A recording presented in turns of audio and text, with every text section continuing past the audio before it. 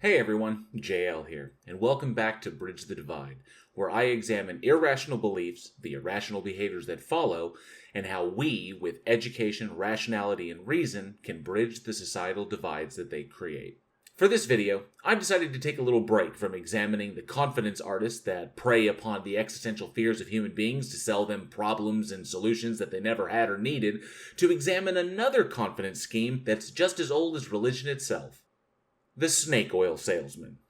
Can I interest you in a miracle cure? I have only the finest healing tonics and elixirs procured from the farthest corners of the globe.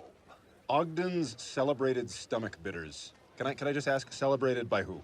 Who's celebrating about stomach bitters? God, look at the ingredients. Cocaine, alcohol, morphine, mercury with chalk. What the hell is mercury with chalk? Science! And red flannel. Red flannel? There's shirt in here? Pieces of shirt. Okay, thank you very much. Chinese water snakes have been used for centuries in Chinese traditional medicine. The oil from this particular snake's fat contains high concentrations of eicosapentaenoic acid, or EPA, which is an omega-3 fatty acid. Now, in the mid-19th century, Chinese railway workers were subjected to long days of brutal labor. It is suggested that the term snake oil originates from the observed use of such liniment on the railroads. Now, liniments such as this, or patent medicines, have a long history in America, actually originating in England in the 1700s. The first patent granted to a medicine was Richard Stoughton's elixir in 1712. From there, due to a lack of federal regulations, the concept spread to America and was quite prevalent throughout the country. But no more so than the often lawless Old West.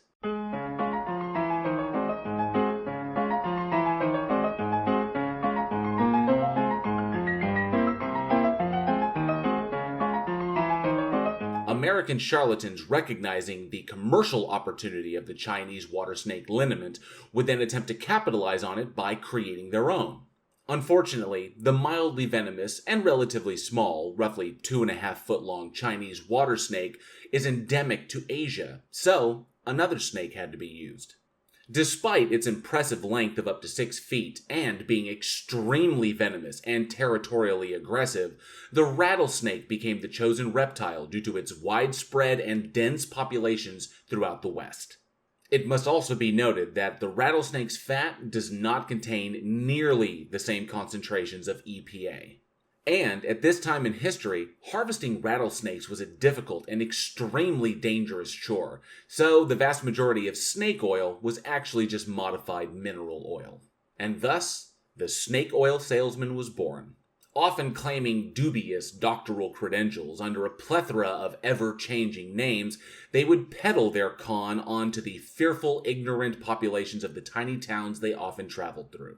One of the best examples of this scam was perpetrated by Clark Stanley, the Rattlesnake King, and his snake oil liniment. And once enough units had been sold, they would quickly depart town with their team of shills, individuals hired to help sell the con before the ruse could ever be figured out. And it wouldn't be until the 1906 Pure Food and Drug Act was passed by Congress that there would be a sharp decline in this particular con. Unfortunately, because access to particular information isn't exactly ubiquitous, and many people still believe in things that they have no evidence for, the snake oil con endures today as a market that rakes in billions in gullible dollars every year. The particular subject of this video is an herbal dietary supplement I came across called iHercules, and the multi-level marketing scheme behind it. Also going by the name of New Extracts and Liquid Gold QX, this particular dietary supplemental spray claims that it can help with such things as telomere support, anti-aging possibilities, new cells that can live longer, biological age reversal possibilities, increased stamina, enhanced endurance, enhanced cognitive abilities, faster muscle growth, faster recovery, menopause symptom relief, hormonal balance, better skin and nails, and preventing hair loss. Truly, it is a wonder supplement. But let's look deeper and see exactly how this non-FDA evaluated product that is not intended to diagnose, treat, cure, or prevent any disease provides the perfect opportunity to explore why such things are absolute nonsense and are only designed to take your money. Oddly enough, I actually found 2 ingredient lists for this particular product, but there was a lot of overlap between the two, so we'll just look at them all. We've got Siberian Ginseng, Astragalus, Damiana, Faux tea, alfalfa, wild celery, anise, lemon balm, basil, greater burdock, celery, dill, hyssop, juniper, rockweed, fennel, ginger, colinetita, marjoram, great mullein, Abyssinian myrrh, parsley, dog rose, rosemary, saffron crocus, sage, elder, tea plant, garden thyme, turmeric, verbena, white willow, black cherry, yarrow, garlic, artichoke, motherwort, hops, red raspberry, hawthorn, elecampane, fennel bulb, and food-grade ethanol. That is a lot to be sure. So for time constraints, we're going to take a quick and dirty look as to what these ingredients are purported to do and what exactly they do and don't do. Siberian ginseng is a shrub that can supposedly help with everything from hangovers to Alzheimer's. It appears to assist in decreasing blood glucose levels in type 2 diabetes patients, assist with relieving cold symptoms and HSV-2 outbreaks. There is no other evidence it helps with anything else.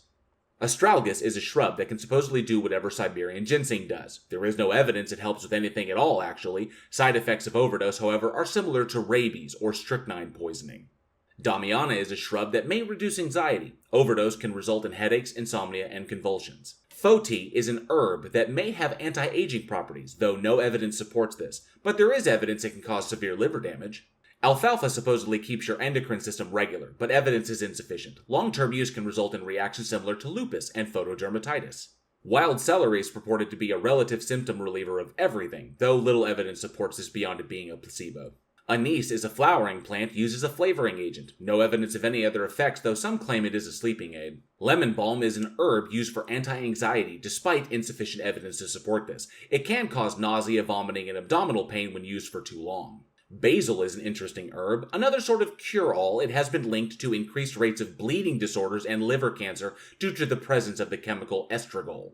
Greater burdock is a root used as a blood purifier, with effects ranging from toxin release to deworming. While these claims aren't supported by evidence, burdock is associated with poisonings because the roots are sometimes contaminated with belladonna, aka deadly nightshade. Celery is just another placebo. Dill is a culinary spice, but is also used to treat everything, and as an added bonus, even wards off witches and witchcraft. Hyssop is a plant used in the manufacture of many foods and medicines. No evidence supports its curative effects, but the oil product can cause seizures. Juniper berries are touted as a pain reliever and blood sugar regulator. No evidence supports this, but high doses can cause kidney failure and seizures.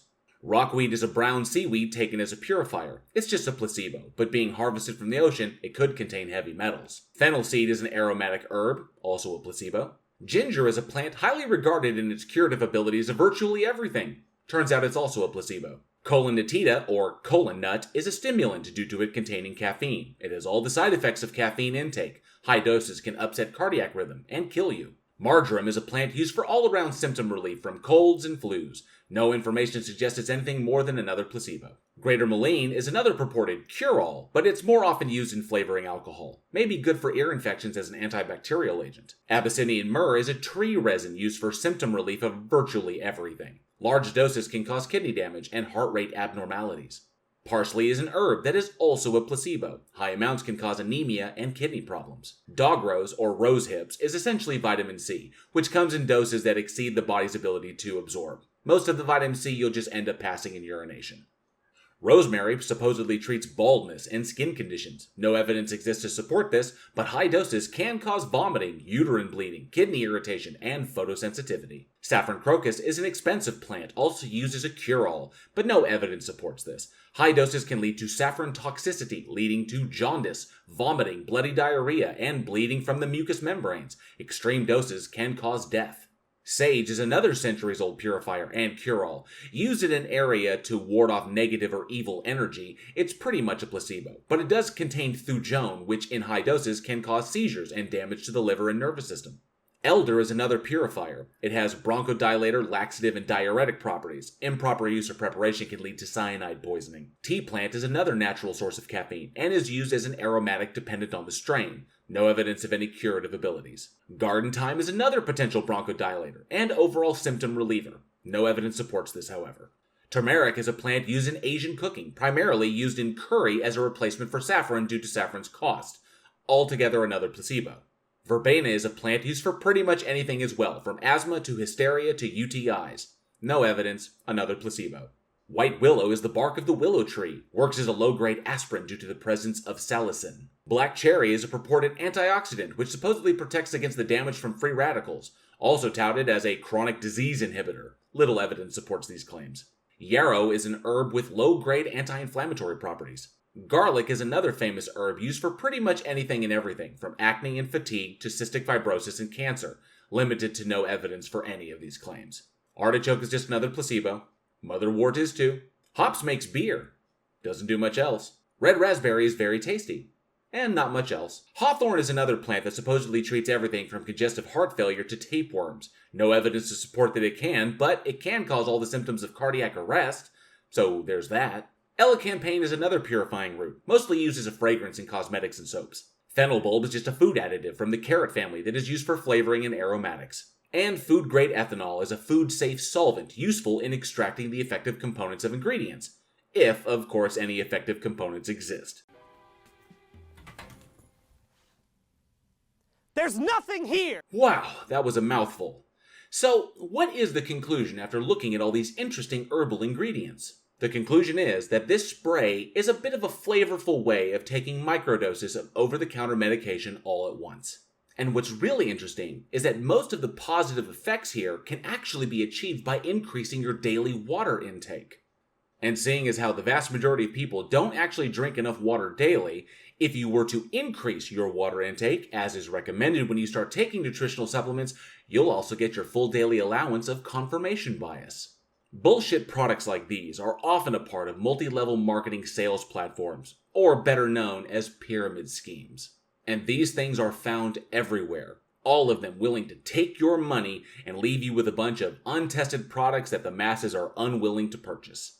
So now that we've dissected snake oil itself, the question comes, why did I choose this particular snake oil to look at? Many of you watched the video from Johnny O over at the Plot Hole regarding Kent Hovind and some more horrific details going on at Dinosaur Adventureland.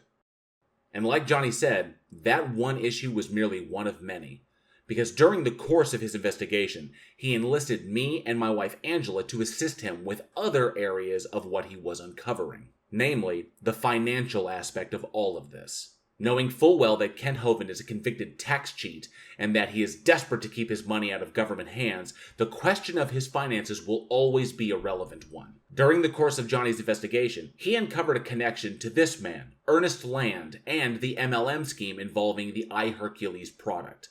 Ernest Land is listed as a trustee of Creation Science Evangelism, a 501c3 originally registered in Nevada, then moved to Florida, and now currently in Alabama. What this means is that Land has certain privileges when it comes to dealing with designated legal matters with CSE. What must also be pointed out is that Ernest Land has a long history of running pyramid schemes that focus directly on the holistic wellness industry. So where do we go from here? Currently, I'm legally obligated to state that everything we have compiled thus far would be considered circumstantial at best in a court of law, and that we have uncovered no evidence of direct financial malfeasance.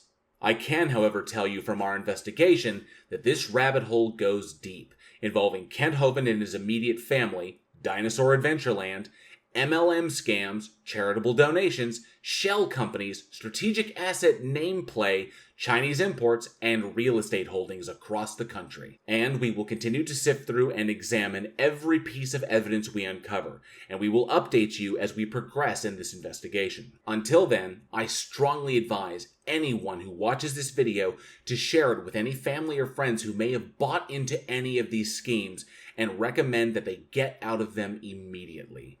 Because the only way to end a confidence scheme is if everyone is aware of it. Thank you so much for joining me for another Bridge the Divide. If you enjoyed the video, please like and subscribe, and be sure to hit that bell for notifications. Also, if you dig scary movies, be sure to check out me and my filmmaker friends over at the Week in Horror podcast, now in our 3rd season. All the links you need to support me here at this channel or over at my podcast are in the description below. Thank you again for your continued support, and as always, be safe, be excellent to each other, and together, we can bridge the divide. it.